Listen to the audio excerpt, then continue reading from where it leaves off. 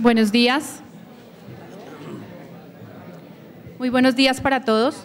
Gracias por su asistencia esta mañana a la entrega del 9º Premio de Periodismo Colprensa Sin Fronteras.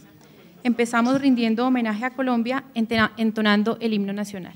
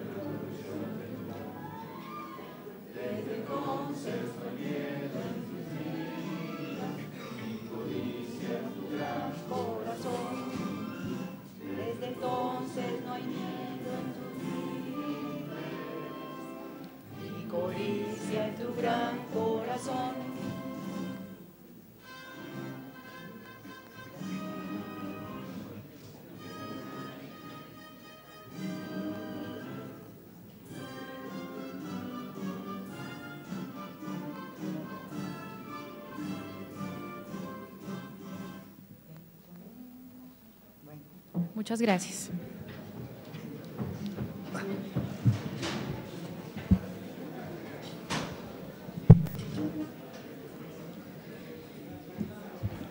Hoy entregamos los premios a los ganadores y finalistas en la 9ª versión de los Premios de Periodismo Colprensa Sin Fronteras, cuyo objetivo es galardonar el esfuerzo de trascender los límites regionales para informarle a todo el país sobre los sucesos que conmueven a cada una de las ciudades colombianas.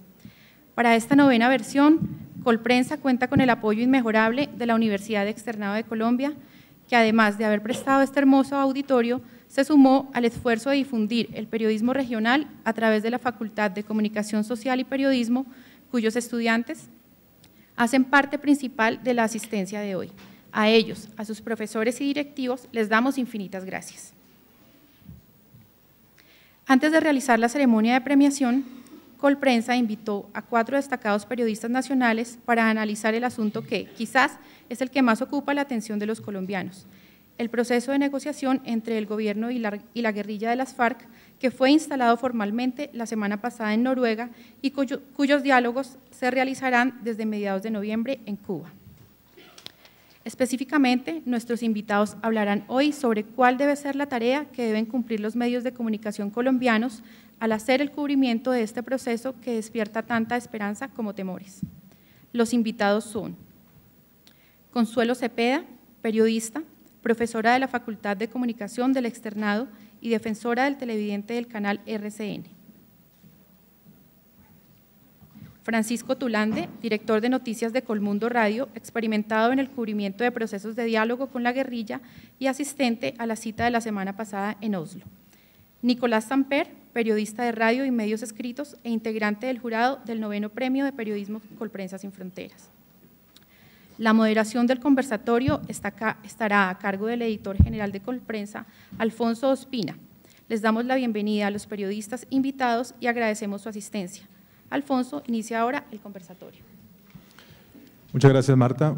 Buenos días a todos. Agrego que está a mi lado izquierdo Ignacio Gómez, subdirector de Noticias 1 y el director en Colombia de la FLIP, que es una federación, agremiación que tiene el importantísimo trabajo de defender los derechos de los periodistas, así que completa de manera inmejorable nuestro panel.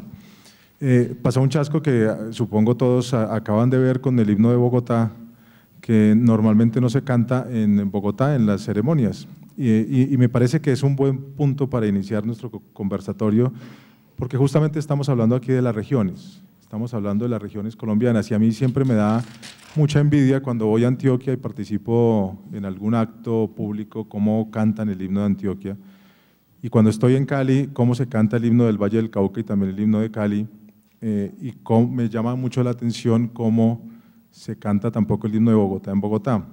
No lo he visto tanto en otras ciudades, pero supongo que en Cúcuta, en Bucaramanga, en Manizales, en Pereira se replica de la misma manera el sentido regional como se ha perdido en Bogotá. Estábamos acá conversando en voz baja con Nicolás Samper, que está a mi derecha, que la única manera de saber si el himno de Bogotá es estar cada 8 días en el estadio. Y entonces por eso es que Nicolás y yo lo cantábamos con algún sentido de la letra.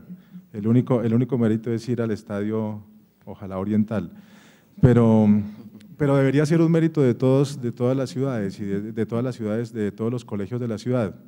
Y me parece que es un buen punto porque justamente de eso se trata lo que estamos haciendo hoy, un homenaje a lo que pasa en las regiones del país, a cómo muchas veces desde Bogotá, quienes estamos haciendo periodismo en Bogotá o estamos trabajando en Bogotá, tendemos a invisibilizar lo que pasa en el resto de Colombia, que es donde de verdad se construye el país, en los puertos, en los bordes de los ríos, en las fronteras, en los llanos, en las ciudades de cordillera, allá es donde pasan las cosas que realmente nos determinan el futuro.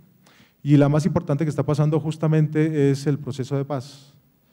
Y por eso quisimos hacer este conversatorio ante el auditorio que a mí me parece más apropiado para ello, que es un auditorio de estudiantes de periodismo, por supuesto también con todos los compañeros de periódicos de otras ciudades y todas las personas amigas de este gremio de la comunicación que nos acompañan, pero sobre todo de estudiantes que están acá, que además se están preparando para hacer el ejercicio de la comunicación, no importa si sea en el periodismo o no, ojalá sea en el periodismo, pero el ejercicio de la comunicación profesional en Colombia, y es justamente lo que queremos hablar ahora, porque estamos todos de alguna manera esperanzados o de alguna manera también con cierto grado de temor por lo que pueda pasar sobre este proceso de paz que formalmente se instaló la semana pasada en Noruega, ustedes lo debieron haber visto todos a través de la televisión, y que a mediados de noviembre trasladará ya las discusiones formales a La Habana, en Cuba.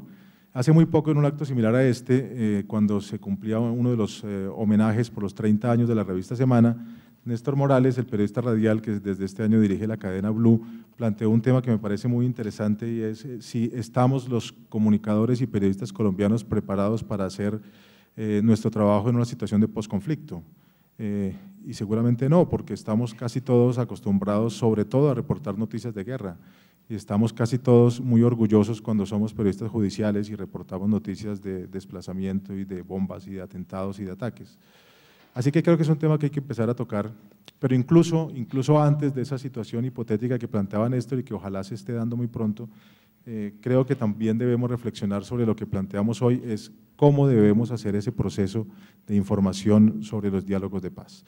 Y para eso tenemos a nuestros invitados de la mañana de hoy, a quienes les agradezco mucho su presencia. Quiero inicialmente escuchar los planteamientos iniciales generales de cada uno de ellos sobre ese tema que hemos esbozado. ¿Cómo creen ellos que idealmente los medios de comunicación en Colombia deberíamos cumplir nuestra tarea de informar de este proceso de negociación con la guerrilla? Consuelo, buenos días, quiero que empieces. Consuelo es por varias razones, quiero que empiece. Primero, porque es la única mujer que está aquí en la mesa. Segundo, porque es de la casa, porque es profesora de la universidad y de la Facultad de Comunicación. Y tercero, porque además tiene un papel doble de periodista y de defensora del televidente en el canal RCN, y por eso mismo todos los días está pensando en este asunto de cómo hacer mejor nuestro trabajo.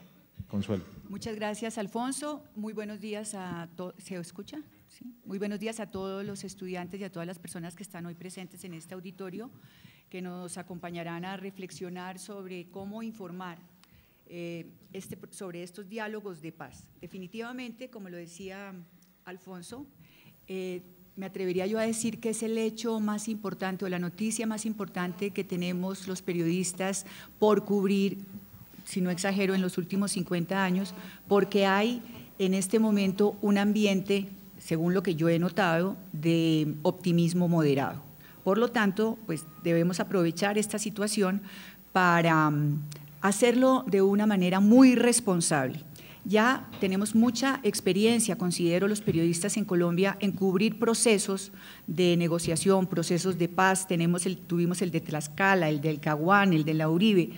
En todos, infortunadamente, pues no ha habido un éxito rotundo y generalmente al final de los procesos los culpables de que el proceso no haya llegado a feliz término, generalmente hay una culpabilidad por parte de los medios que infortunadamente tienen que trabajar con un motor que no es muy positivo y que consiste en tener siempre la primicia. Eso ha llevado a que en algunas oportunidades nos hayamos acelerado, nos hayamos anticipado y hayamos creado un ambiente sin quererlo infortunado para el éxito de las negociaciones. Vale la pena tener en cuenta y valdría la pena discutirlo también, que a pesar de que hemos cubierto varios procesos, que supuestamente tenemos ya la experiencia, no existe por parte de ninguna agremiación, y no sé, pero no creo que en ningún medio exista como un manual o un protocolo para el cubrimiento de los procesos de paz. Sería muy importante pensar en la importancia o no de construir este protocolo a través del cual los medios de comunicación se rijan para no ir a cometer errores que vayan en contra de la paz. En este momento, pues obviamente, creo yo, no sé, los periodistas estamos, o por lo menos lo que yo conozco, la gran mayoría de los periodistas estamos del lado de un bando. Generalmente estamos pues del lado del gobierno, queremos la institucionalidad, queremos que la democracia sea efectiva. Ahí ya arrancamos como ya, digamos, presionados o no tan objetivos porque queremos que haya paz en Colombia. Pero nuestro trabajo es de gran responsabilidad. Creo que no es tan complicado cubrir si nos limitamos o si nos regimos a la transparencia, a la verdad de lo que está sucediendo, y también si tenemos un poco de cautela y de precaución cuando se filtran informaciones que como periodistas sabemos que pueden poner en peligro un proceso de paz, tener la tranquilidad, tener el sosiego, tener la posibilidad de analizarlo con nuestros compañeros del medio y decidir si la noticia sale al aire o no sale al aire, o sale impresa en el medio o a través de las páginas o los nuevos medios de Internet. Es muy fácil, la responsabilidad, hablar con transparencia, y en esta oportunidad considero que las cosas pueden ser un poco más fáciles, ya que el proceso, los diálogos se van a desarrollar en Cuba, a puerta cerrada. No será eso que pasó en el Caguán, donde había una accesibilidad total a la prensa, donde prácticamente había una historia diferente en relación con la guerrilla, que tomó un papel preponderante por parte de los periodistas. Como es tan complicado o era tan difícil entrevistar a un guerrillero, pues se constituyó como en un trofeo el hecho de que un periodista lograra hablar con una persona que hacía parte de la guerrilla. En este caso, tendremos que intentar ser objetivos, la palabra que siempre nos pone en duda la objetividad del periodismo, pero intentar que sea muy equitativo el cubrimiento, y que de la misma manera como se cubre la guerrilla se cubra el gobierno y viceversa. Si nosotros contamos con esta, ¿cómo se diría?, con estos principios, porque nuestra obligación es informar, nuestra obligación es informar la verdad, y tenemos la obligación de no dejarnos manipular de ninguna de las dos partes. Vamos a tener un problema, que es que vamos a tener fuente oficial. Realmente casi toda la información va a salir de parte del gobierno y también de los voceros de las FARC, o sea que solamente no tendremos la posibilidad como de buscar más fuentes, porque va a haber casi que información oficial, pero hasta dónde, me pregunto, para que lo discutamos, este tipo de información, la oficial, sea beneficiosa para los diálogos de paz. Y por otra parte, valdría la pena también anotar que nosotros como periodistas tenemos la obligación de informar.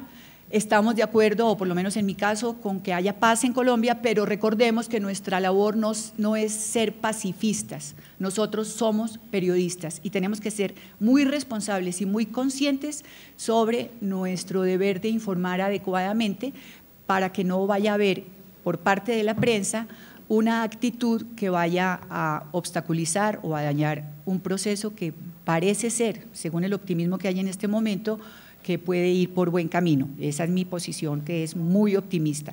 De todas maneras, entra en juego algo muy importante que también vale la pena que discutamos, que es el papel que van a tener las redes sociales. Es la primera vez que tenemos un proceso, un diálogo de paz, donde van a intervenir las redes sociales, y seguramente habrá movimientos muy importantes en pro y en contra, y eso también tendremos que aprenderlo a canalizar y a manejar los medios de comunicación. Yo creo que estas son más o menos como las ideas que se me ocurren inicialmente para que podamos discutir. Pues gracias, Consuelo, muy interesante, y supongo que son temas que volveremos a tratar en un rato cuando hayamos escuchado la postura inicial de cada uno de ellos. Ahora quiero darle paso a Ignacio Gómez. Ignacio, actual subdirector de Noticias 1, el noticiero del fin de semana, que además es claramente el noticiero independiente más reconocido en el país, como el mismo noticiero se identifica. Así que está en su trabajo de cada semana estar planeando cubrimiento sobre el proceso de negociación que se ha iniciado con las FARC, y en esa condición lo invitamos para escucharlo. Ignacio, gracias. Bueno, y yo lo primero que quisiera hacer es cambiar la condición y hablar mucho más tranquilo con ustedes, desde la perspectiva de Ignacio Gómez, no la del subdirector de Noticias 1 y tampoco la del presidente de la FLIP, sino la mía como periodista. En primer lugar, yo quiero plantear que yo, como periodista, siempre respeté, apoyé, respaldé y participé del trabajo de Medios para la Paz, pero nunca pertenecía a Medios para la Paz, porque se me hacía que no había tema que mereciera cambiar el lenguaje periodístico. Ni siquiera un tema tan importante como la paz. En ese sentido, yo creo que la paz es una noticia idéntica a la tragedia, a la reforma económica, a el boom de la minería. Es decir, que es una noticia en la cual no hay que hacer ninguna discriminación especial, y que el periodista no tiene que ir más allá de la narración que le corresponde como periodista. Precisamente porque el oficio del periodista es buscar la verdad y contarla, la verdad de interés público. Y pues no creo que haya ninguna verdad que merezca ser ignorada en el tema de la paz. Es más, la paz necesita puntos de vista críticos, porque solamente se puede construir la paz en la medida en que esa construcción sea sometida al criterio de la opinión pública. Ya vemos, precisamente Consuelo lo planteaba, las redes sociales son incontenibles. De las redes sociales tiene que salir parte de nuestra agenda. La opinión pública está reclamando espacios, por ejemplo, que las víctimas no van a tener lugar en la mesa, en organizaciones reconocidas como tal, o que los diálogos van a ser a puerta cerrada. Sí, yo creo que ahí va a haber una parte informativa, pero de ninguna manera, digamos, podríamos pensar que el cubrimiento del proceso de paz es un cubrimiento que se va a centrar en las discusiones de Cuba o en las discusiones de Oslo o a donde ellas se trasladaren. Es decir, de ahí lo que sale es una pauta de la agenda periodística. Desde ya, por ejemplo, está el tema de las víctimas de las FARC.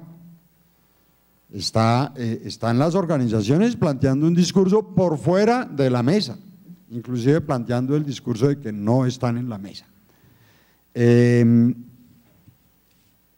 Pero básicamente los diálogos estos presentes diálogos dan, como en anteriores oportunidades, un lugar, una oficina en donde se pueden formalizar las preguntas para las FARC, que es un tema que no corresponde necesariamente a la agenda de la negociación, sino a la agenda periodística de los diálogos. Ahí hay alguien a quien preguntarle, oye, ¿cómo fue la vaina de Mapiripán? ¿Cómo fue la cosa ya bueno, pues cualquier ataque, cómo fue la muerte de los diputados? Venga y me cuenta aquí claramente, con todo el tiempo que tiene, con todo lo que ha pasado, cuál es la versión errónea que se ha contado de eso, o cuál es la versión oficial de las FARC sobre esos eventos. Es decir, estamos frente a un escenario en donde, como en un Consejo de Ministros, lo que salga del Consejo de Ministros es la noticia oficial. Y el contexto en el que sucedan esos hechos, los contextos con los que tengan relación esas noticias, son la pauta de una agenda noticiosa relacionada con el tema de paz. Yo no estoy hablando, fíjense, de hacer periodismo para la paz. Yo creo que básicamente el periodismo por inherencia es una herramienta de paz. El periodismo se contradice con la guerra. De ahí la manida frase, a veces fatalista y a veces entreguista, de la soberanía periodista, de que la primera víctima en la paz es la guerra.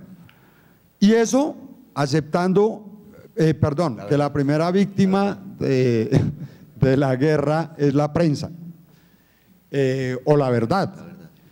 Y admitiendo ese hecho como fundamental, entonces ahí sí viene una agenda interesante para el periodismo en la paz.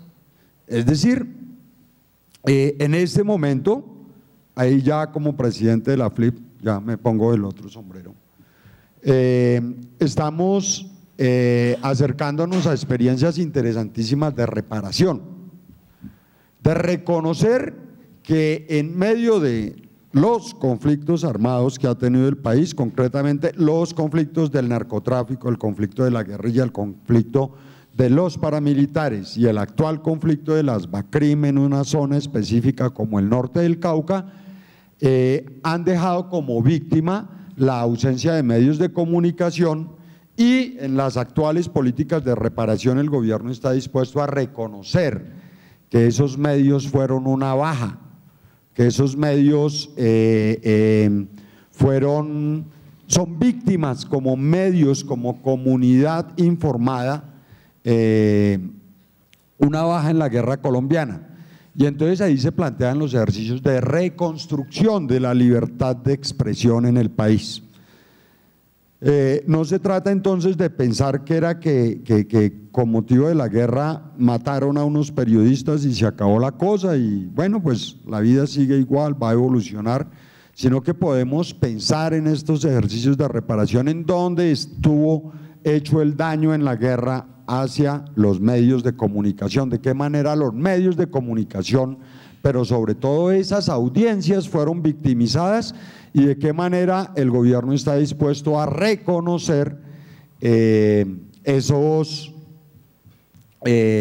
daños y de qué manera en las actuales organizaciones, facultades, grupos de trabajo, grupos de reflexión sobre periodismo, centros de estudio sobre periodismo, podemos involucrarnos en esa reconstrucción de un derecho afectado como es la libertad de expresión, ahí sí pensando el tema en un escenario de, ni siquiera de posconflicto, sino un escenario de reparación.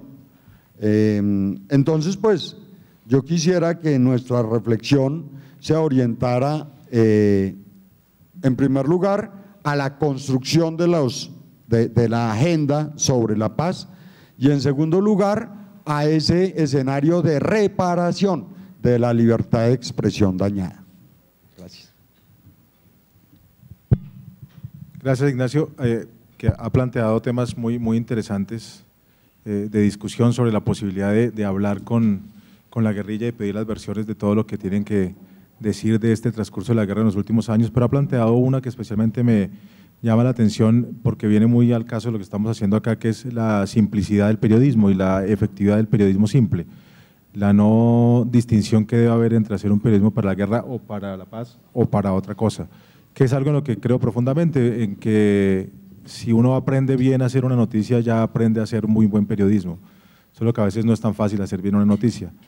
Y esa premisa me permite presentar a nuestro siguiente invitado, porque yo empecé a aprender a hacer noticias acá en esta universidad, en un salón que estaba a muy pocos metros de este teatro, pero terminé de aprender de verdad bajo la tutela de Francisco Tulande, que fue uno de mis primeros jefes de redacción, con quien aprendí muchísimo en RCN Radio. Él durante muchos años fue subdirector de esa cadena, hoy está trabajando en Colmundo Radio y estuvo en Noruega la semana pasada, lo vimos preguntando en Oslo y además pues tiene la condición de ser alguno de los pocos periodistas que ha estado en prácticamente todos los procesos de paz recientes con las FARC y el Estado colombiano. Así que Francisco, muchas gracias, bienvenido y lo escuchamos.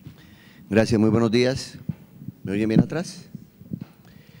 Yo asimilo el impacto de su gancho derecha y acabo de tomar la decisión de las emisiones locales, de las emisoras de Colmundo Radio, poner el himno de Bogotá. Realmente si uno siente que en Medellín el himno antioqueño lo cantan con una pasión, los santandereanos igual, en fin, y como es que los bogotanos no privilegiamos algo elemental como nuestro himno. Pero hay algo importante que recalcar y es que la ciudad de Bogotá es la ciudad de todos, entonces es muy difícil que todo el mundo se lo sepa cuando hay antioqueños, costeños, caleños. Se aprenden dos himnos, guajiros. se aprende como vallenato y salsa, no se preocupe. Los que estamos aquí presentes no conocemos la paz. Cuando nosotros crecíamos estaban los ecos de los 300.000 muertos del asesinato de Gaitán, después los golpes de Estado, la guerra de liberales y conservadores, y las nuevas generaciones, el alto porcentaje de jovencitos y jovencitas que está aquí, mucho menos.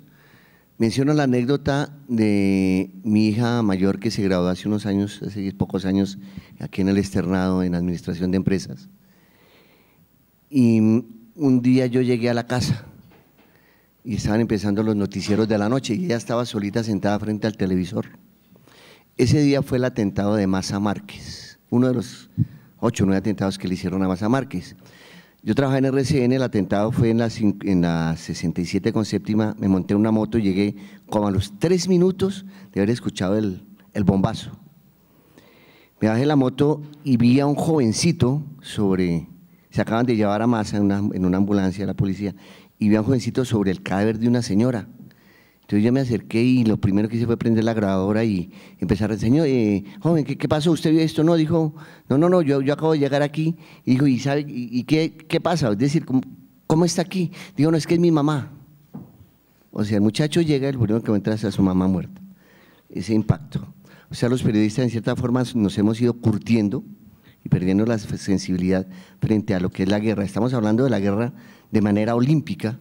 Así lo evidenciamos en la rueda de prensa de Oslo, donde ningunos, con una escasa excepción, preguntamos por los secuestrados, los muertos, los mutilados, de parte y parte, los excesos de los militares, en fin, todo fue muy teórico y bueno, eso lo decantaremos más adelante.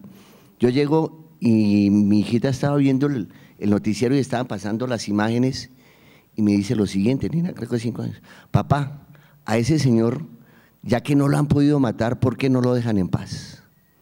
Entonces nos vamos a dar cuenta de cómo nuestros niños están siendo víctimas directas e indirectas, los del campo reclutados o atropellados por el ejército o abusados por la guerrilla, en fin, pero hemos construido dolorosamente generaciones de colombianos que no conocemos la paz.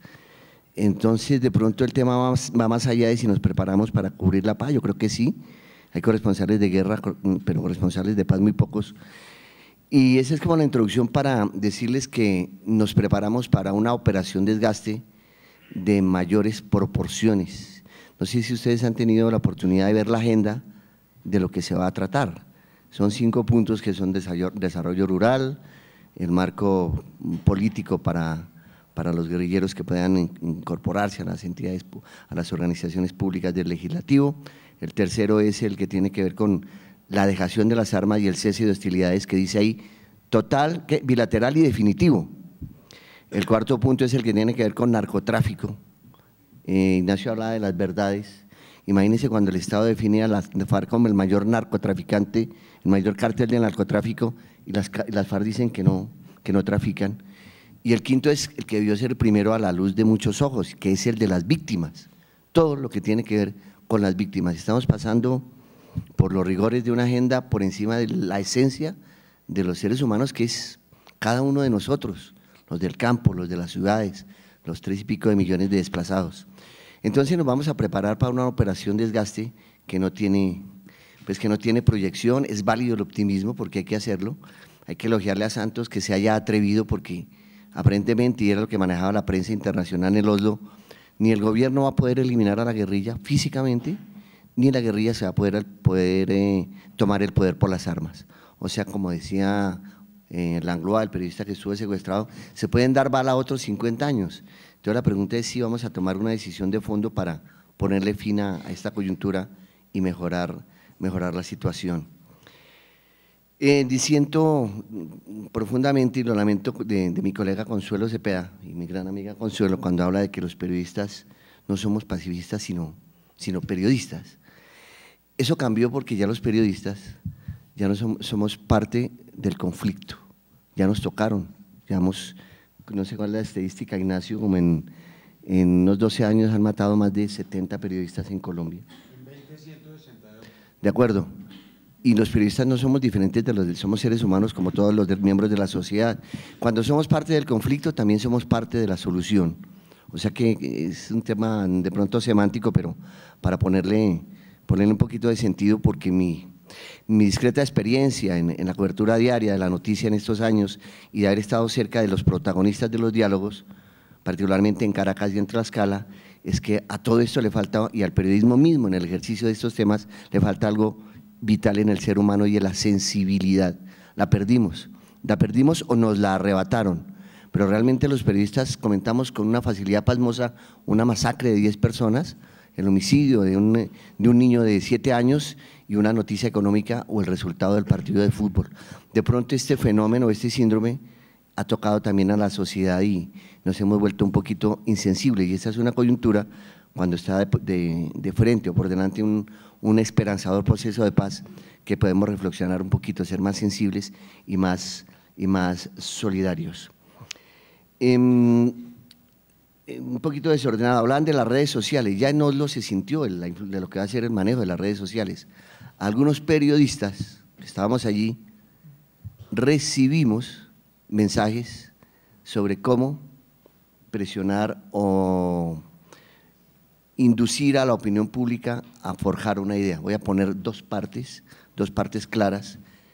Una, la de un periodista que recibió o que pudo chatear con alguna gente del equipo de gobierno, que estaba muy molesta porque las FARC quería que se hiciera el acto público que finalmente se hizo y el gobierno no quería. ¿Por qué? Porque siempre en estos escenarios el primer round lo pierde el gobierno. El gobierno tiene que ser cauto, prudente, delicado en lo que dice. En cambio, la guerrilla puede hacer lo que hizo y lo que dijo.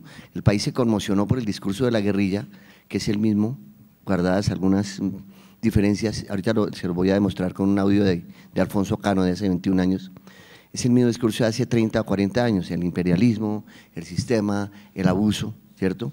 El del gobierno es el mismo, la conciliación, la necesidad de cambiar la injusticia, pero eso se ha discutido. Lo del Caguán fue un escenario fallido que, no sé, debió ser aprovechado de alguna manera. ¿En qué medida los negociadores de cada turno aprovechan lo que se dijo o lo que pasó en el anterior?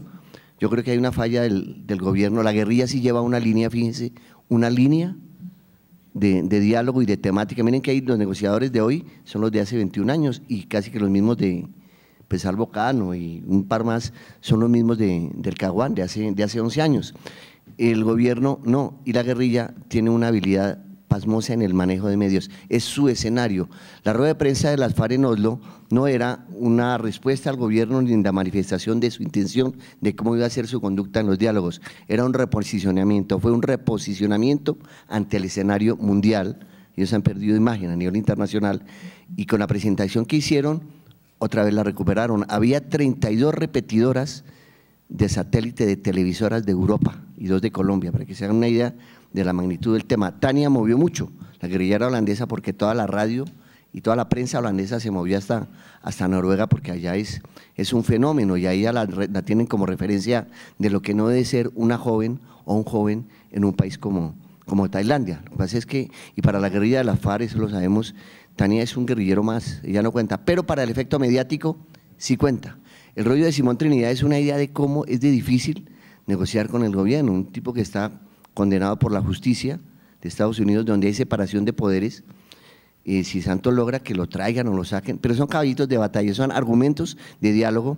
Entonces me repito nuevamente al primer punto de la agenda, que es desarrollo rural, que es toda una reforma agraria. Resulta absurdo pretender que en 1 año y medio de negociaciones, con muy buena voluntad, supongamos que la guerrilla depone su actitud, podamos perfilar la reforma agraria que no hemos hecho en 60 o en 70 años, para darles a ustedes una idea de lo delicado y complejo que va a ser llegar a un acuerdo de paz. Claro, sí, diálogos, todos queremos la paz, pero cuán complejo va a ser lograrla. No quiero ser ave de mal agüero, pero ojalá se dé. Ignacio hablaba de la verdad. Es muy difícil cuando hay 2 verdades. Cuando yo tengo la verdad, que es el argumento de la guerrilla, yo tengo mi verdad, el gobierno la suya. Si partes de una de las 2 verdades que no funciona, va a llegar a un punto falso. Hay que partir de una sola verdad.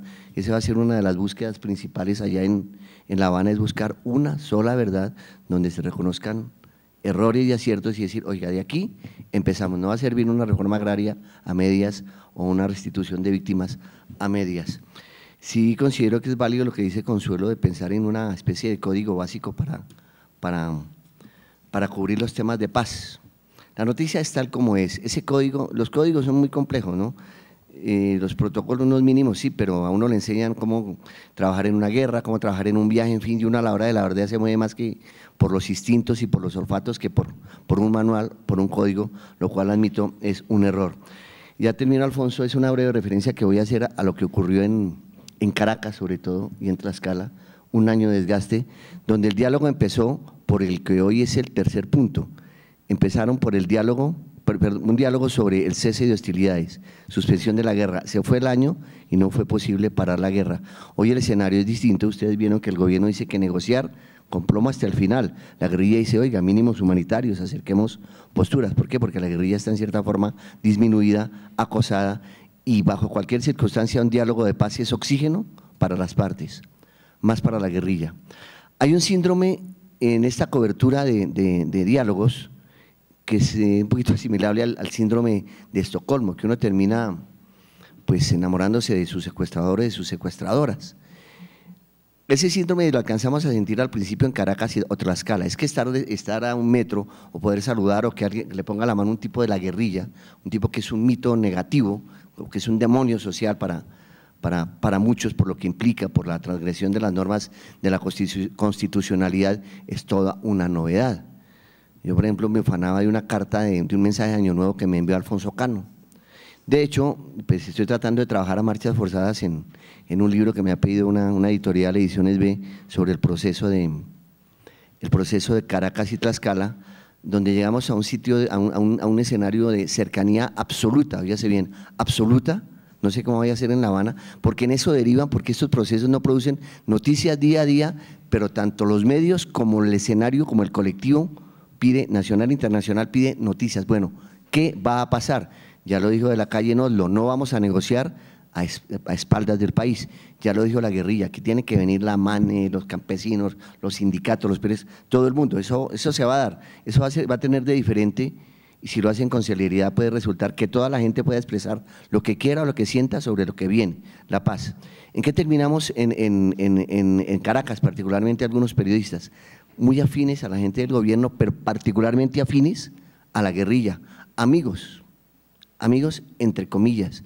Los periodistas llegamos a convertirnos en correos de familias de secuestrados y ante esa coyuntura esperábamos un favorecimiento de la guerrilla. La meta de uno en su interior era, si llevaba una carta, una lista de 10 secuestrados, que los tipos soltaran uno.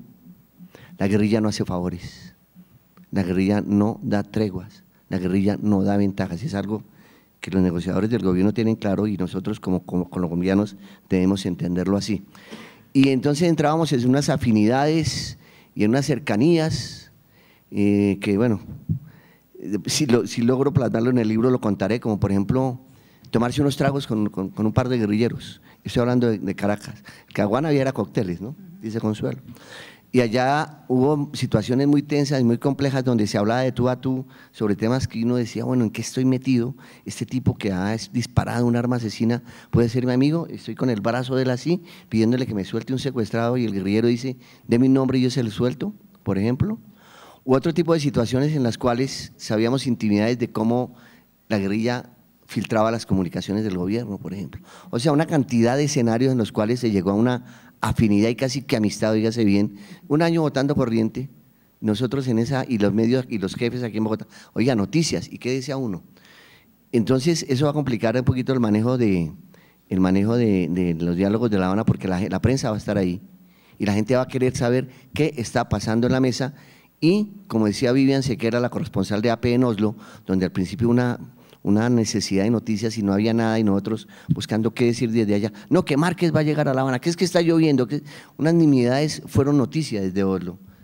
Entonces el gobierno va a tener que acordar con la guerrilla un mecanismo para periódicamente informar. Lo intentaron en Caracas y terminaron dando declaraciones cada uno por su lado al término de cada día de sesiones, de deliberaciones. Imagínense en cuánto daño hace este tipo de situaciones para un proceso que debe ser serio y confidencial, y cuántas esperanzas y expectativas falsas se generan en cuanto puede ser realmente lo que nos conviene a todos o lo que nos interesa a todos, la búsqueda de la paz. Francisco, muchas gracias por compartirnos sobre todo esa experiencia directa en el campo del cubrimiento de los procesos de negociación. Francisco, y antes Ignacio y Consuelo hablaron de las redes sociales. Eso me permite presentar a nuestro cuarto invitado, a Nicolás, que es un activo de las redes sociales, bloguero, tuitero, que además inicia proyectos en internet que terminan siendo libros, entonces, y que además es periodista en ejercicio, libros muy buenos, por supuesto, muy vendidos, y que además es periodista en ejercicio en RCN Radio, y pues con ese tema de las redes sociales y por supuesto el del cubrimiento de la paz, le doy bienvenida a Nicolás, gracias. Bueno, yo pues aquí estoy al lado de monstruos del periodismo, pues mi opinión en este caso va a ser más cercana a la de un espectador, porque Ignacio, Alfonso, Consuelo, Francisco han sido personas que han estado ahí, ustedes han oído todas las historias que ellos han contado. Pues yo he tenido un acercamiento muy distinto a ese término de cosas desde la niñez, es un acercamiento más de espectador, de veedor de medios, que eso también es una labor que le corresponde pues a ustedes que están aquí al frente y al periodista también, ya que estamos hablando de cuál tiene que ser la labor del periodista a la hora de enfrentar todo ese caudal informativo que significa un proceso de paz. Los medios, y yo de eso estoy convencido como espectador, son unos tremendos generadores de angustia. La comprobación de eso es que, seguramente a ustedes les ha pasado y seguramente a alguno de ustedes que están en el público, no sé si tenga, de pronto el timbre del celular suena como la última hora de un noticiero. Y uno ahí mismo oye ese timbre y es como un perro 2 segundos antes de que tiemble. Uno empieza a dar vueltas, uno asustado, ¿qué pasó en este país? ¿Qué es lo que está sonando? Ese tipo de manejos, que lo que habla Francisco es muy cierto, a partir de nimiedades, han generado que el país, que es un país violento, que es un país que lleva en guerra pues desde la independencia, que es un país que no ha parado de botar sangre por todos los corredores, siga viviendo angustiado. Yo viví una época de angustia en términos de infancia y de adolescencia, en tiempos del narcoterrorismo, por ejemplo. Todo daba miedo. Después, y ese miedo, ¿quién lo genera? No se lo generan a uno en la casa, o se lo generan a uno en la casa, pero a partir de, mire que dijeron en la televisión que pilas que va a salir porque hay un Simca abandonado en un centro y va a explotar una bomba. Entonces uno vivía así, agarrado del techo. Luego, cuando el conflicto se modifica, porque aquí nunca se acaba, se modifica, se transforma el conflicto, llega el tema pues del fortalecimiento de la guerrilla. Llega la polarización del discurso, que es una cosa muy difícil que ha pasado en este país en los últimos 10 años. El discurso se ha polarizado completamente. Un periodista lo pueden ver o como alguien de ultraderecha o como alguien de izquierda, o en términos, digamos, en términos más coloquiales, como un guerrillero o como un paraco, porque se lo han dicho a uno a veces en la calle. Dicen, ay, pero es que ustedes mire cómo cubren esa noticia, están dando toda la importancia a la guerrilla, sacan a todos los guerrilleros, ustedes lo que son unos guerrilleros. Entonces usted saca a la otra parte, a la parte oficial, digamos, a la parte estatal. Ay, no, es que ustedes no miran esa parte, ustedes lo que son unos paracos. Con todo eso tiene que convivir el periodista aparte, o sea, no solamente con el conflicto en sí mismo, sino con todas las polarizaciones que se generan a partir de todos los conflictos que genera el gran conflicto. Eso es dificilísimo, el manejo de información ahí. Creo, o bueno, como espectador, repito, ha habido grandes errores en términos de procedimiento, por eso me parece muy buena la idea de Consuelo de generar algún tipo de camino conducente a, no sé si un manual como tal, porque nosotros a veces también somos de una literalidad terrible, entonces si no está en el manual, entonces no lo hacemos. No, pero sí está bueno tener una especie de cauce para esa clase de cosas. Lo digo porque también se ha generado en estos tiempos de conflicto, sobre todo de guerrilla, sobre todo con entrega de secuestrados, sobre todo con esa clase de cosas, el periodismo show. Que el periodismo show a mí me parece una vergüenza, pues lo hablo como espectador, repito. Periodistas que son más importantes que la noticia, eso no puede ser, eso es absurdo. Hay periodistas que se toman la lanza y uno oye, no sé, por ejemplo, hay momentos que son muy emocionantes en medio de la tristeza pues, que tiene este país todos los días, y es la entrega de los secuestrados, por decir algo, de Ingrid Betancourt, voy a poner ese ejemplo, por decir algo. Y uno, como espectador, que uno también tiene que hacer esa labor, a veces el periodista cree que no hay que hacerse de ese lado, sino que con este lado basta, no, hay que mirar también ese lado. Como espectador uno sintonizaba las frecuencias o ponía los canales, en fin, y no distaba mucho la narración de los hechos a una narración estentoria de un Colombia-Argentina, de fútbol. Era una cosa de ese nivel, que uno dice, pero esto no puede ser relatado de esta manera, ni siquiera en la forma y mucho menos en el fondo, porque había muchos errores de precisión, de documentación del periodista habitual. Yo creo que ese es uno de los grandes problemas que generan los grandes conflictos, en términos de prensa, pues, que digamos sería el menor conflicto en este caso, porque es más grave pues, que se agarre gobierno y guerrilla. Yo diría que el periodista tiene que ser un fiscalizador de lo que pasó antes, que nos contaba ahorita Francisco sobre los términos de, mire, estos señores están en una posición muy vehemente a partir de las 5 propuestas que ha hecho el gobierno, pero ojo, esto lo dijeron hace 20 años y lo dijeron hace 30 años. Esta es una oportunidad buenísima para los medios para poder rescatar realmente, porque todos los géneros periodísticos están absolutamente perdidos y ya no se sabe cuál es la diferencia entre cuál. Servirá, digamos, si el periodista se pone como esa labor, supongo que servirá para darle importancia y volver a creer en ciertos géneros periodísticos, volver a saber qué es noticia.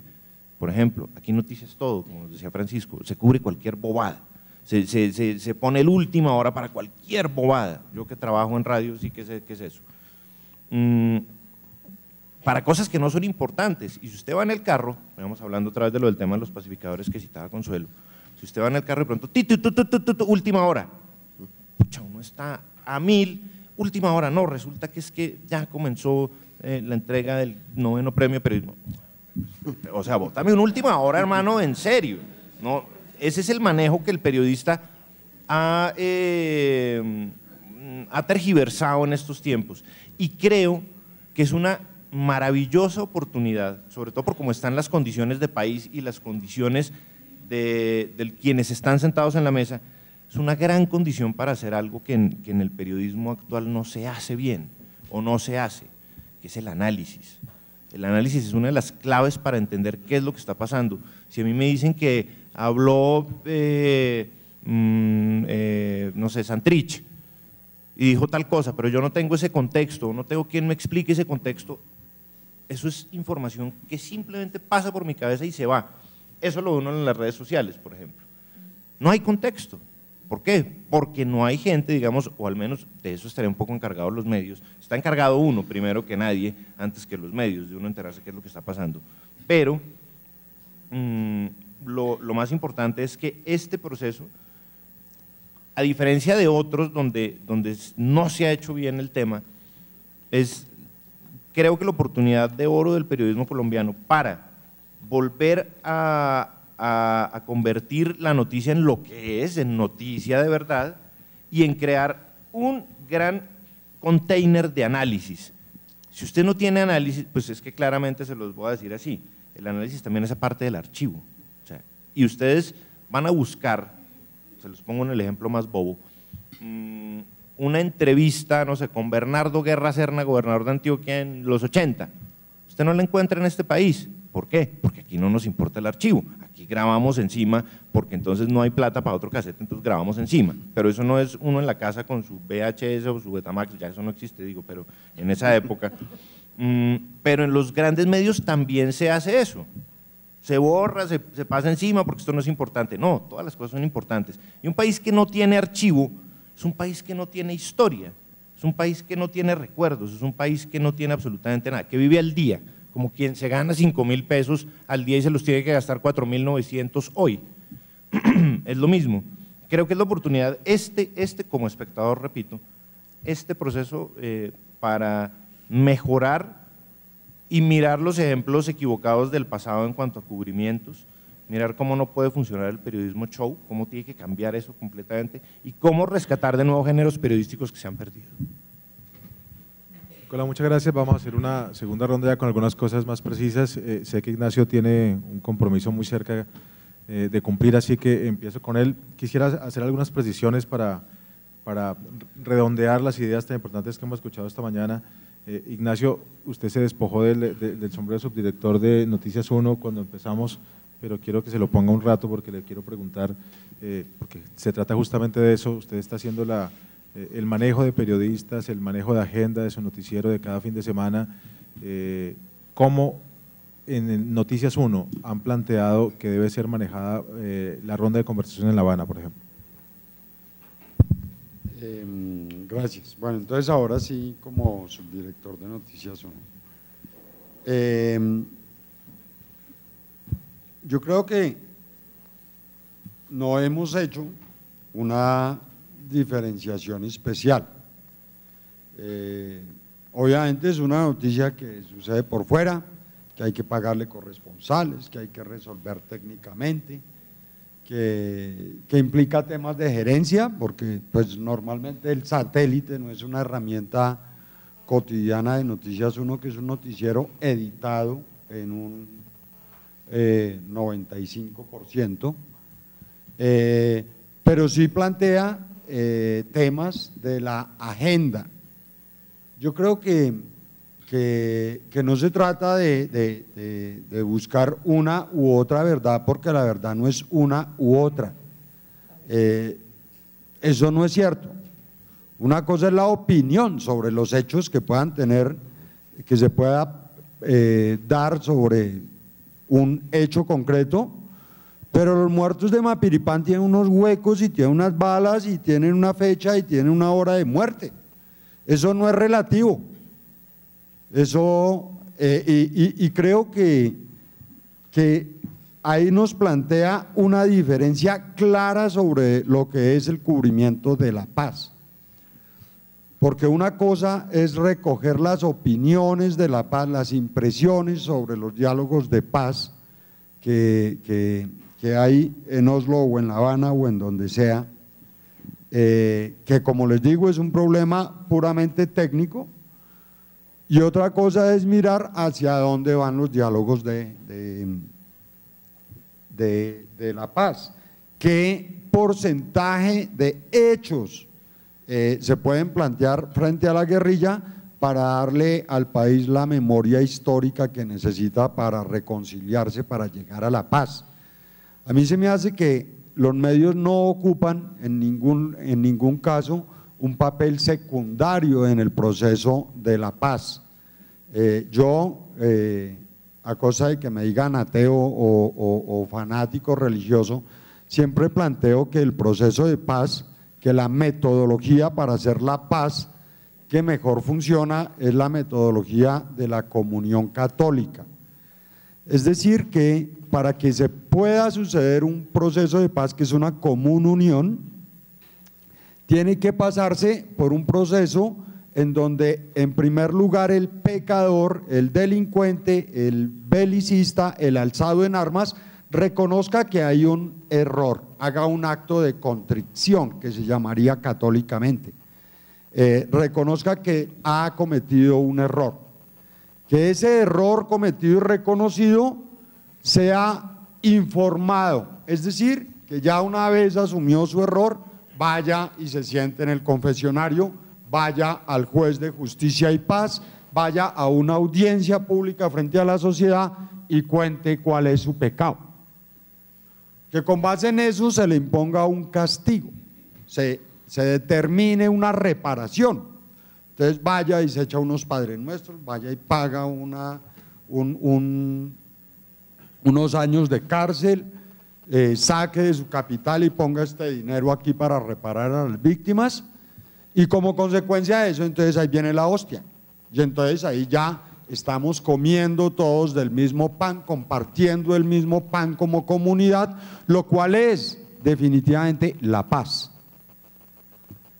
Entonces, en primer lugar, con una tasación uniforme de penas, como se hizo en el proceso de los paramilitares, hay un problema.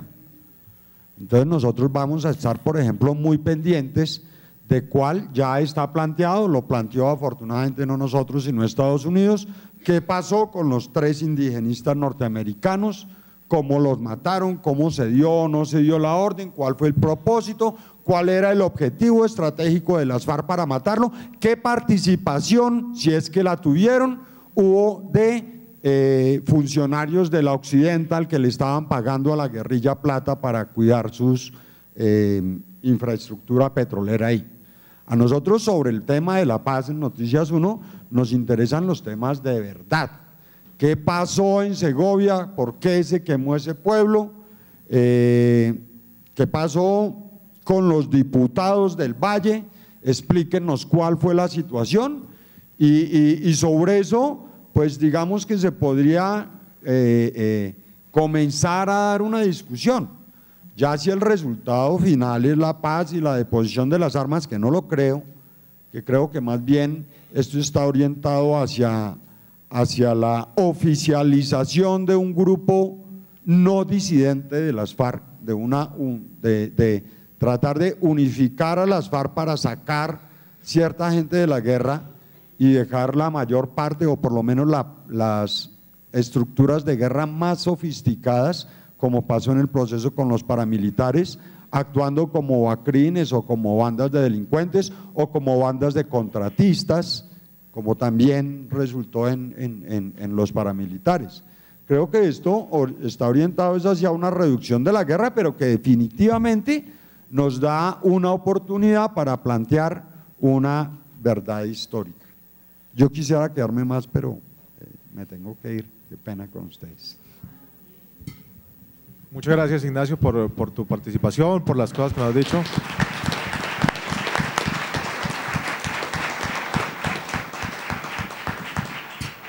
Mucha suerte hoy y mucha suerte, por supuesto, en tu trabajo en el noticiero con esto. Continuamos con Consuelo. Quiero plantear un tema específico porque el jueves pasado se instaló la mesa en Oslo, ya hemos hablado casos, algunos hechos de ese día, y hubo uno particular que encendió el Twitter ese día, que fue la decisión que tomaron al mismo tiempo Caracol y RCN, los canales de televisión del país, de cortar la rueda de prensa que iba a empezar a dar la guerrilla, especialmente Iván Márquez, cuando minutos antes habíamos visto completa la transmisión de la rueda de prensa que había dado Humberto de la Calle Lombana, lo que nos obligó a quienes queríamos ver la rueda de prensa a seguirla por Telesur, por ejemplo, o por NTN o por otros canales. Quisiera saber usted ahora, Consuelo, como defensora del televidente en el canal, ¿qué tipo de discusión hubo a raíz de lo que sucedió el jueves pasado? Al igual que se pudo constatar a través de las redes sociales, al canal de RCN y a la Defensoría del Televidente específicamente, la gente se sintió muy maltratada por el hecho de que les hubiesen cortado la transmisión también de la rueda de prensa de la guerrilla. La rueda de prensa de la guerrilla fue transmitida más o menos en un 10%, pero lo curioso del asunto es que también lo hizo el canal Competencia Caracol, y yo intenté continuar, no se me ocurrió Canal Sur, imagínate, pero yo intenté continuar escuchando, buscando la radio, y la radio también había interrumpido la transmisión, creo que Colmundo Radio no. La razón que me dieron, ustedes saben que en un canal de televisión pues hay toda una estrategia para mantener un rating y tener más o menos al televidente cautivo con la información o con la programación que se está dando. Programación, desde un punto de vista de solo programación, rating y audiencias, tomó la decisión de parar de no transmitir completa la rueda de prensa para retomar su programación habitual y estar preparados y darle el tiempo suficiente al noticiero para preparar su emisión del mediodía, que precisamente ese día creo que se inició un poco más temprano. Sin embargo, ya se sintió con esa actitud, con esa acción, que estaba ya habiendo o manifestándose una especie de manipulación hacia la opinión pública, que es lo primero que no nos debe pasar, según mi opinión, en este proceso.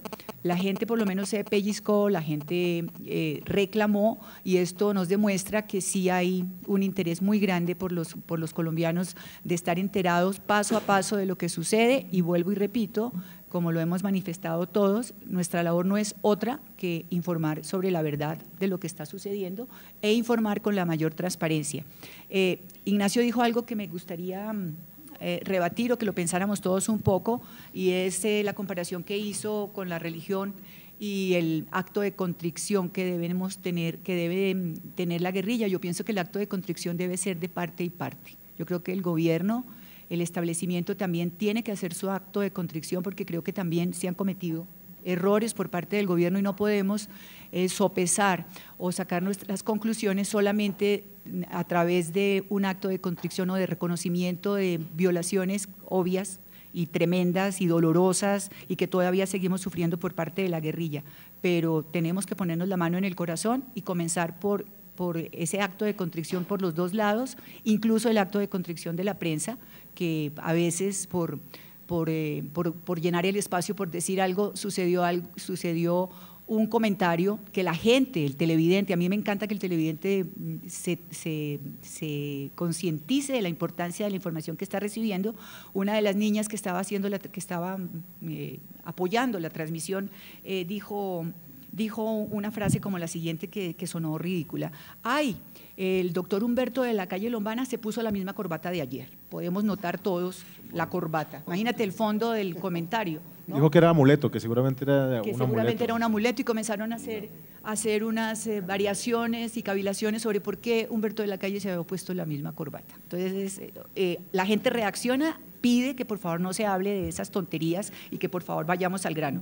En relación con la contextualización, eso sí quisiera sacar la cara por el canal, ya como defensora del televidente y no del canal, es que el televidente el domingo anterior a la iniciación del diálogo en Oslo emitió un maravilloso documental que se llamó Un sueño llamado Paz, donde todas las personas jóvenes, mayores de 20 años o menores de 20 años que no han vivido todos los otros procesos, tuvieron la posibilidad a través de un documental de 1 hora de enterarse sobre toda la historia de los diferentes procesos de paz que ha habido en Colombia, contextualizándonos hasta llegar al presente. Yo creo que esa fue una gran labor que realizó el canal para poner a la gente a punto sobre la información que iban a recibir y que estuvieran documentados y contextualizados y no recibieran la información sin tener ninguna visión previa a lo que ha sido este gran esfuerzo por la paz. Muchas gracias también, Consuelo, por tus aportes. Vuelvo con Francisco. Él estaba en Oslo, así que dejó esbozada en su primera participación que quería contarnos algo sobre cómo exageramos en la reacción los medios y también los comentaristas en las redes sociales al sentirnos asombrados por el discurso de Iván Márquez cuando se trata simplemente de una reafirmación de lo que han dicho las FARC durante 5 décadas, ¿no? Sí, claro, como les había mencionado hace unos instantes, pues es más que todo una postura y un reencauche de imagen internacional y a la vez de demostrarle al país que hay una estructura de diálogo, de que no están débiles y es tan caduco lo que estamos hablando del segmento del discurso de la guerrilla que el que propuso que los militares estuvieran en una mesa de diálogo fue Tiro Fijo, hace más de 20 años, y hasta ahora están pues militares en la mesa de diálogo. Yo quiero hacer una reflexión, Alfonso, sobre este tema de la transmisión y la no transmisión y los riesgos que se corren. Yo les decía al comienzo que esto iba a ser una gigantesca operación desgaste. Cuando Iván Márquez dice que se deben ir del país, Fromovich, Ardila, no creo que no mencionó Ardila, bueno, los capitalistas, llamémosle. Sarmiento, Santo Domingo. Y yo imagino, no es una justificación, ¿no? Pero si a uno, pues si le mientan la madre al dueño de la empresa de uno, pues yo corto la transmisión. Esa es una reflexión de tipo personal o de una lógica. Pero resulta que cuando eso, ¿sabe por qué pasa? Porque no hay una filosofía de lo que es realmente la garantía de lo que uno le brinda a los oyentes, de que el cuento de la libertad de prensa es bien discutible en Colombia y es un problema igual del tema del monopolio de los medios de comunicación, tema que la guerrilla tocó tangencialmente, pero es un riesgo a correr. Yo les hago una pregunta, si usted está en los diálogos de La Habana, han transcurrido 2 meses sin hechos, tenemos un código, un protocolo, un acuerdo con el gobierno, con la guerrilla y entre todos los medios, y al que responsable de Ignacio Gómez Márquez le ofrece una entrevista, ¿usted qué le dice a él? ¿Que se la haga o que no se la haga? Que se la haga, indudablemente así ha funcionado. O sea que es otro de los riesgos que se va a correr, va a ser muy difícil establecer una especie de patrón, de mecanismo, así acuerden comunicados como hicieron en Caracas o en Tlaxcala, eso determina pulverizando por la misma circunstancia de lo que es el diálogo en sí y por la habilidad de la guerrilla que es maestra en esto, de cómo se manejan los medios, de cómo se puede utilizar el escenario. Fíjense ustedes que De la Calle era el único vocero de la mesa, quizás eso estaba pactado, pero eso es como cuando uno va a hacer el viaje y uno es el que quiere viajar y el otro es el dueño del carro. ¿Quién pone las condiciones? El que tiene el carro. Entonces le puede demorar, le puede cobrar más, puede variarle la hora, pero usted en ese escenario es, digamos, la legalidad. Y por eso, ¿qué hizo Márquez? Dejó que hablaran todos los jefes de la guerrilla, lo cual resultó una novedad, sobre todo para los europeos. No son muchos los países en guerra, no son frecuentes las ocasiones en que un alzado en armas, que ayer los ven en Europa, los ven con cierto caudillismo, por ejemplo, como Robin Hood habla, entonces en eso es hábil la guerrilla. ¿Se han puesto a pensar ustedes o se han puesto en el pellejo de un negociador de un tema tan complejo como este? ¿Qué le diría usted a un guerrillero para convencerlo? ¿O usted si es guerrillero, cómo convencer al gobierno de que hay que acabar, por ejemplo, con el gran capital o el latifundio, en fin. La guerrilla en Caracas iba sobrada porque el ELN no tenía discurso, era la primera vez que iba a unas conversaciones de paz. Al negociador, que era Francisco Galán, le dijeron, vaya y aprenda. No le dieron ninguna directriz y nunca la tuvo. Las FARC sí tenían experiencia en negociar. Los delegados del gobierno tenían una discreta experiencia. Al final el equipo se reforzó, remató Serpa, pero las FARC no querían negociar realmente la paz. Querían oxígeno y tenían una posición dominante en el orden público, con más de 80 frentes guerrilleros y demás. Esta vez la situación es diferente porque ha habido una estrategia que impulsó Uribe, que ha arrinconado realmente a las FARC, y ellos los admiten. Son más débiles, pero están ahí, están latentes. Mucha gente descalifica a Uribe Vélez por su política. Yo no soy uribista, no soy antiuribista, y en No lo tuvimos un diálogo de periodistas que han cubierto varios procesos y se llegó a la conclusión de que el esquema de Uribe Vélez sí logró hacer retroceder a la guerrilla militarmente, sí la debilitó hasta este punto, que antes de morir tiro fijo les decía a sus camaradas del secretariado, dijo, este Uribe nos jodió, nos retrocedió a la guerra de guerrillas, después de que las FARC estaban tomando una proyección de ejército contendiente, y esa beligerancia querían que se le reconociera. Entonces, en ese orden de ideas, les pregunto si alguien se ha puesto a pensar cómo coger una agenda y hablar siendo uno de la guerrilla o del gobierno cuando ha estado en tan marcada diferencia desde hace tantos años. Yo les voy a dejar escuchar un prototipo de lo que es el lenguaje de un guerrillero, de cómo se habla o cómo se negocia. El modelo lo trazó Alfonso Cano, que era muy hábil y muy capacitado. Los jefes guerrilleros leen mucho, analizan mucho, discuten mucho, bajo su mirada, absolutamente bajo su óptica de querer hacer un cambio o una revolución a fuerza de las armas y sacrificando, en mi concepto, lo que dicen defender, el pueblo. Entonces, esta es una nota que se hizo con Alfonso Cano en el septiembre del 91, cuando se estaba casi a punto de llegar a un acuerdo sobre el cese al fuego. Y la guerrilla pedía 200 municipios, cabeceras municipales, despeje, una cantidad de cosas. Entonces, noten el tono del diálogo, la habilidad dialéctica de Cano, la recurrencia en ciertos puntos, y uno dice, a veces entiendo, a veces no entiendo. Entonces ustedes se imaginan en una mesa sobre un solo punto, ¿cuántas horas pasarán para entenderse? Escuchemos un minutico, a ver. Entonces, ¿cómo enfoca uno un proceso de concertación? ¿Cómo lo enfoca? Si yo lo enfoco desde el punto de vista de que mi propuesta es y debe ser el eje de la discusión, y que el resto de proposiciones las tengo que mirar en función de la mía, entonces estoy desenfocado, porque no voy a poder llegar nunca a un acuerdo. Si en una negociación, en un proceso de concertación, tengo en cuenta que hay dos partes y que las dos tienen enfoques muy distintos de la realidad colombiana en este caso, y de que lo que se trata es de desentrañar la lógica, los principios de cada uno de los que están controvirtiendo, para poder aproximar sin lesionar los principios de nadie a una fórmula específica, entonces estoy enfocando bien la realidad. Y así es, y no puede ser de otra manera. La semana pasada el doctor Bejarano y la Comisión del Gobierno… Bueno, ustedes son académicos, son periodistas, podrían entender algo de lo que él quiso decir. Con certeza que el grueso de la gente que no oye desprevenidamente un mensaje de esta naturaleza no lo va a captar. Entonces, para darles una idea y reiterar mi teoría de que nos vamos a someter a una operación desgaste macro, creo que como tú lo decías, en lo posible el periodismo debe aprovechar este escenario históricamente, pero de pronto aportar algo, no especular. Es que lo más doloroso es generar una falsa expectativa.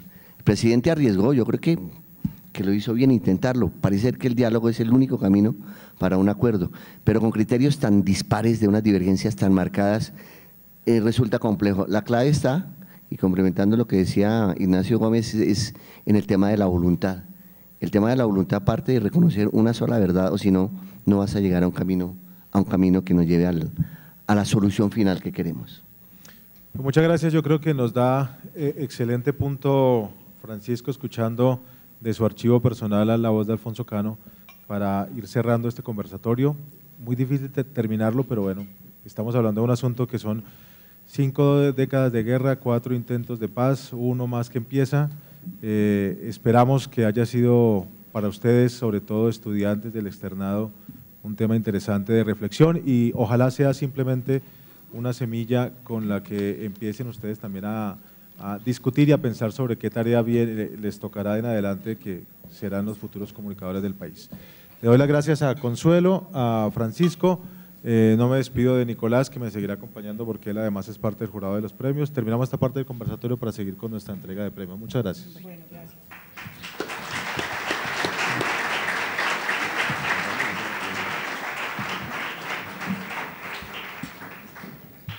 Bueno, vamos a dar inicio a la entrega de los 9º premios de periodismo.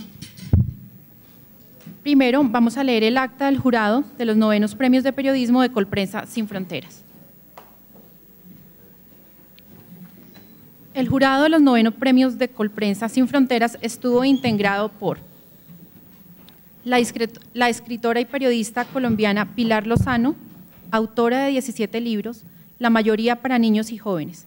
Durante 25 años, corresponsal en Colombia del diario El País de España y especializada en el cubrimiento del tema de infancia y conflicto que plasmó en el libro La guerra no es un juego de niños. El escritor y periodista Juan Manuel Ruiz, ex subdirector de noticias de RCN Radio y actual asesor de comunicaciones del Fondo de Adaptación para Territorios Afectados por la Ola Invernal, autor de libros de periodismo y de novelas. Y por el escritor, bloguero y periodista Nicolás Samper, autor del Bestiario del Balón y reportero actual de RCN Radio y la FM de RCN. Pilar y Juan Manuel se excusaron de acompañarnos esta mañana debido a compromisos profesionales, por lo que la representación del jurado quedó a cargo de Nicolás Samper. El jurado tuvo la tarea de evaluar trabajos periodísticos publicados entre el 3 de septiembre del 2011 y el 31 de agosto del 2012 en las ediciones impresas o en los portales web de los medios de comunicación socios o abonados a la Red Nacional de Información Colprensa y que fueron inscritos a concursar en 6 categorías diferentes: cubrimiento informativo, reportaje, crónica o historia periodística, entrevista, infografía y fotografía. Fruto de la convocatoria se presentaron 272 trabajos de 31 medios de comunicación, entre los que se encuentran diarios de información general, diarios populares, portales web y revistas especializadas.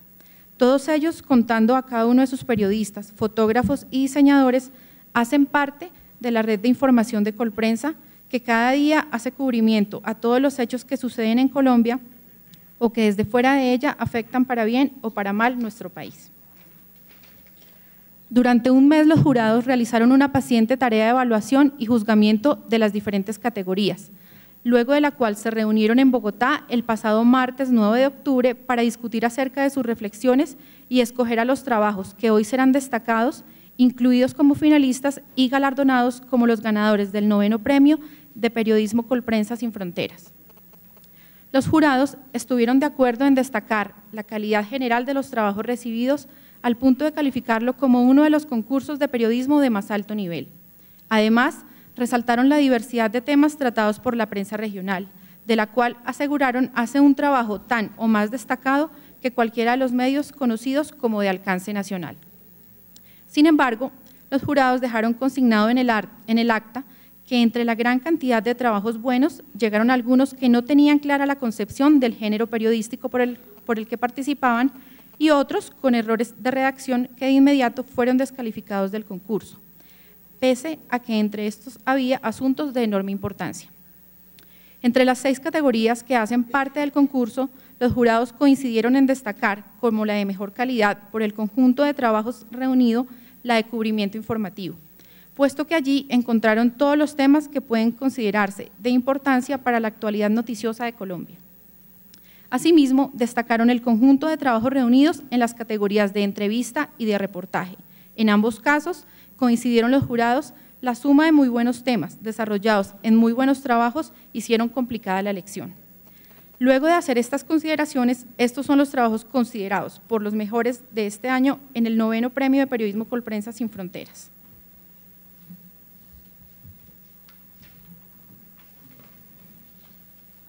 Fue el horror, relato escrito por Selmira Figueroa en La opinión de Cúcuta sobre la odisea que vivió la norte santanderiana Eliana Pérez durante el naufragio del crucero Costa Concordia.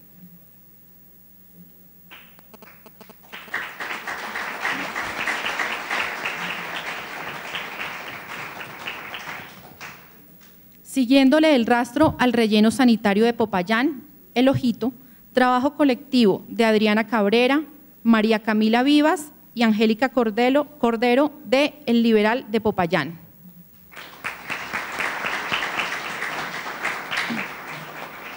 Guerra en el Cauca, de Juan Carlos Monroy en El Colombiano de Medellín, que mostró todas las caras del conflicto armado en este departamento.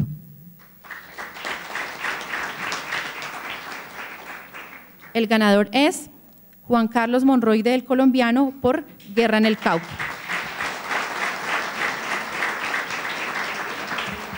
Entrega el galardón y el diploma conmemorativo Marta Carvajal, gerente general de Colprensa. Felicitaciones al ganador.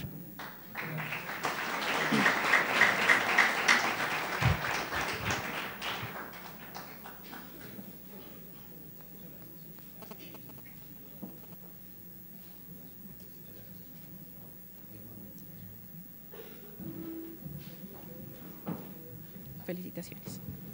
De esta categoría, los jurados también destacaron especialmente el cubrimiento hecho por Pablo Arbeláez en El Colombiano tras el triunfo de Mariana Pajón en los Juegos Olímpicos.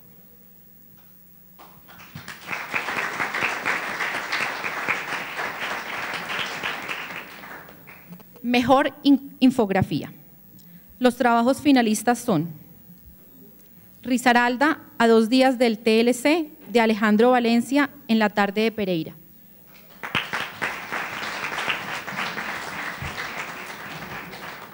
Día dorado para Colombia, de Robert Julián Calvo en la tarde de Pereira.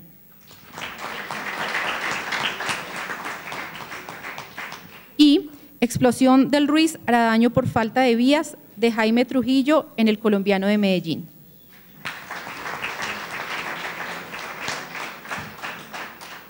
El ganador es Día dorado para Colombia, por Robert Julián Calvo en la tarde de Pereira.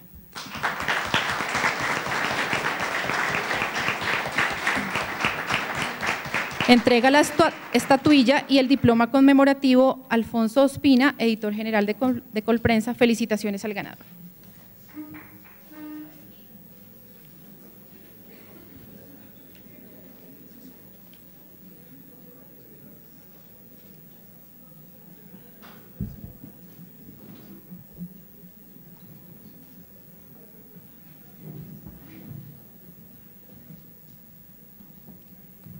Categoría Mejor Entrevista. Los trabajos finalistas son FARC reclutan jóvenes a cambio de un celular. Entrevista al alcalde de Toribío, Ezequiel Bitonás, hecha por Laura Incapié en El País de Cali.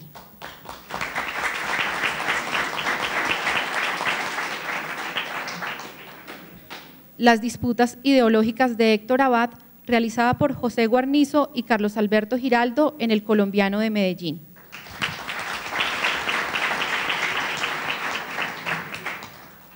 Manfred Max Neff, El economista rebelde, escrita por Nora Celedón en Vanguardia Liberal de Bucaramanga.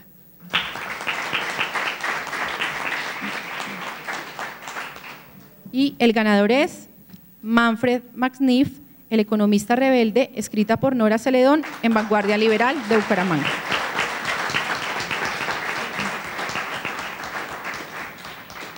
Entrega el premio y el diploma conmemorativo Nicolás Samper, integrante del jurado del premio Colprensa. Felicitaciones a la ganadora.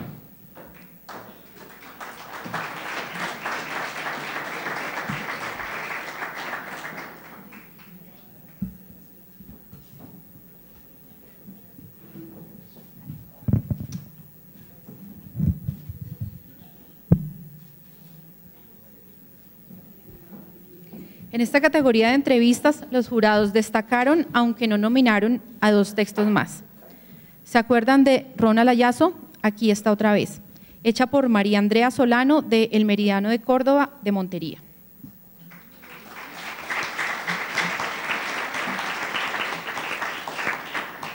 Y No me gusta la negociación con la guerrilla, entrevista al exmagistrado Carlos Gaviria Díaz, hecha por Daniel Rivera Marín en El Colombiano de Medellín.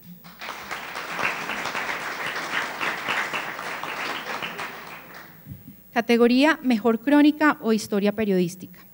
Los trabajos finalistas son: Historias de un atrato de alucinante esplendor, de John Saldarriaga, de El Colombiano de Medellín, una crónica del recorrido del caudaloso río por el Chocó.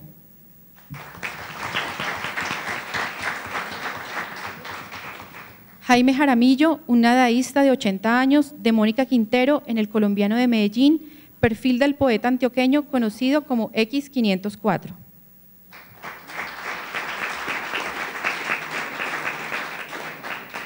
Y Víctimas de pescadero aún recuerdan y esperan indemnización, de Diego Hidalgo, en la patria de Manizales, a 10 años de la tragedia ocurrida en una mina de Filadelfia.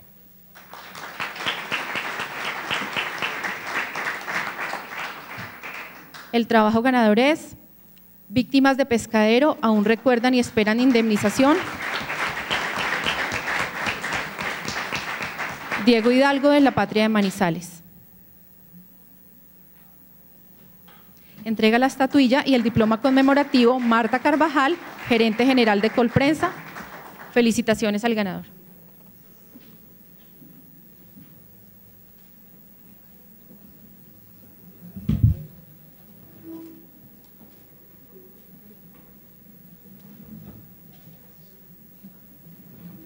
En este apartado, los jurados emitieron un concepto destacado de otros trabajos que no alcanzaron a ser finalistas. Fueron ellos: el héroe que nadie conoció, de Juan Carlos Gutiérrez, en Vanguardia Liberal de Bucaramanga. Historia sobre el policía santandereano Ricardo Ariza, fallecido durante un ataque de la guerrilla en la Gabarra Norte de Santander. La Nacha, la reina, de Pablo Santa, en Cubo, Medellín. Historia de Armando Ignacio, un travesti que, ya anciano, cuenta sobre el burdel que tuvo por años en esa ciudad.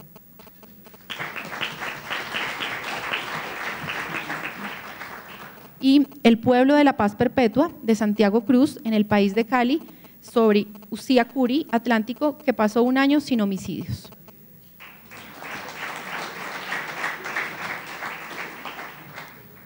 Categoría Mejor Reportaje. Los trabajos finalistas son: Tras las huellas de los pescadores de coca en el Pacífico, reportaje de José Guarnizo sobre hombres que viven de buscar y revender droga perdida en naufragios para El Colombiano de Medellín.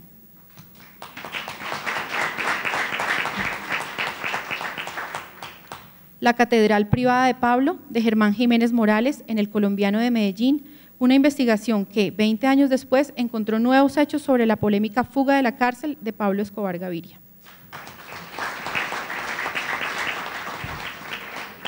Y Así se va a quebrar la empresa de aseo de Bucaramanga, de Diana Giraldo, en Vanguardia Liberal, radiografía del descalabro económico de esta entidad.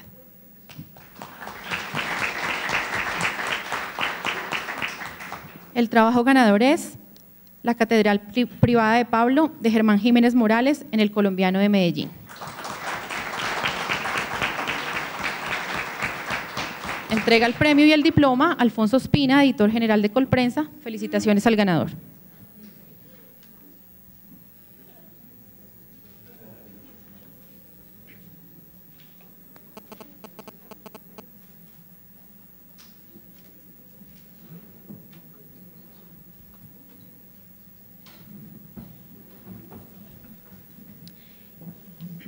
En este género, los jurados también tuvieron dificultad al hacer la selección ante la cantidad y calidad de trabajos recibidos. Por eso, decidieron destacar a un grupo adicional conformado por los siguientes: Pasión de Banda Ancha, publicado en El País de Cali por Jorge Rojas, con historias de mujeres que trabajan en chats eróticos.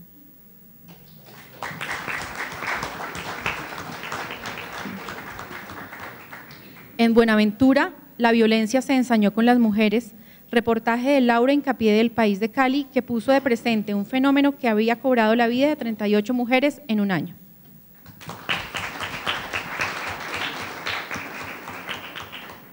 Desde Paraguay hasta Bucaramanga, el viaje de los cigarrillos de contrabando, investigación hecha por Xiomara Montañez en Vanguardia Liberal.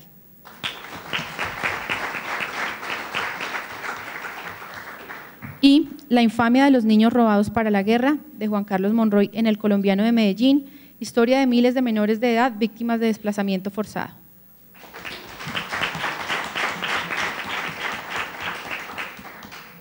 Categoría Mejor Fotografía. Los trabajos finalistas son Disturbios en el Centro, de Luis Alfredo Estevez, en La Opinión de Cúcuta.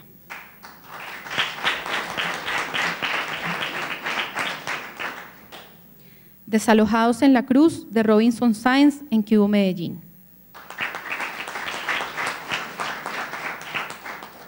Y A Teresa la guerra le tumbó la casa 4 veces, de Manuel Saldarriaga, en El Colombiano de Medellín.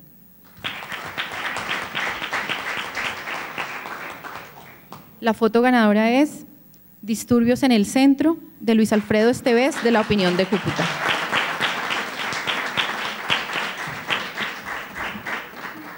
Los jurados destacaron en la imagen la oportunidad para captar un momento clave en una situación de peligro.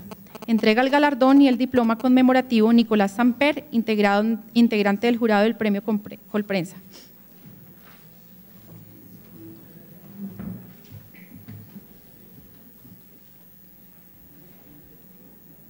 Un aplauso para todos nuestros ganadores.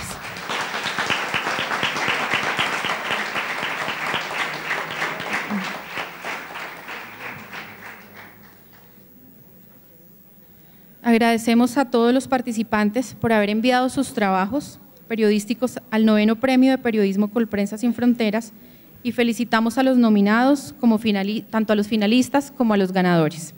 También agradecemos a todos los asistentes por acompañarnos esta mañana. También agradezco la invitación de Marta, porque soy egresada de esta facultad y orgullosa de esta universidad, entonces para mí también fue muy grato haber compartido y haber podido presentarles esta información. Los invitamos a un refrigerio a la salida de este auditorio y muchas gracias por su asistencia.